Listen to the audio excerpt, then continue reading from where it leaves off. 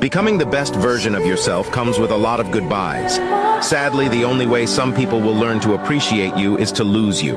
Sometimes you just need to disconnect and enjoy your own company.